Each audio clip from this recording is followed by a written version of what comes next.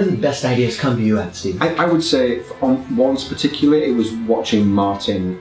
In the mornings, he would teach he would arrange the songs with the actors, and I'd just sit at the back and just listening to them. And on some days, you'd hear the same phrase over and over for 25 minutes. Now, for some people, that's like torture, but for me, I'm looking at a score and I'm hearing that process of hearing those arrangements, and also what I'm able to do in that session is I can hear Martin play the lead violin section over here, and then I can hear the mandolin get taught, and then the accordion, and then the drums. So I'm actually hearing the layers of all the kind of syncopated moments, and then at the end I'm hearing the music come together. So it's a bit like you've been given, this is the song, but this is it broken down. So you started to hear rhythms, and you can hear little melody lines that actually I might not have heard if I've heard the track in its entirety, or I have to work a lot harder to hear those things. Whereas in that process, I can hear everything stripped right down. So I'm making loads of notes as to what little things, little trills, or little kind of moments that are flashing here and there, and that's great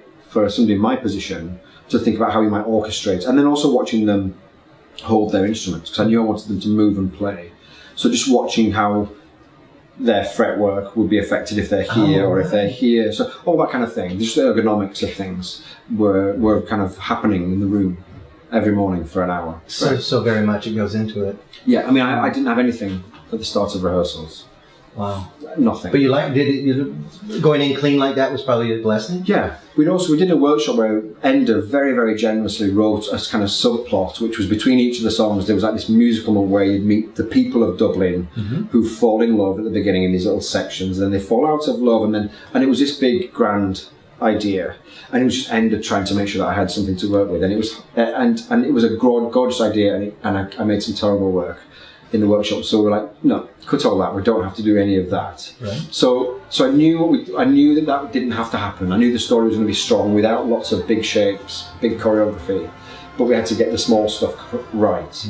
So I was kind of confident that with that creative team, I worked with John a lot as well, so I know that alongside each other, there's things that can happen in the room. So I didn't have anything prepared. In my head there was stuff, but I didn't have any shapes, I didn't have anything written down. And also that's my other thing as well about working with the cast that I've got. I don't want them to move like me, I want them to move like themselves. So until I'm in the room making physical work with them, I don't know what they're going to look like or what they're going to do for me. And then opening night, it premieres. What was it like seeing it on the stage with an audience? Well, it wasn't even on a stage, it was in a bar.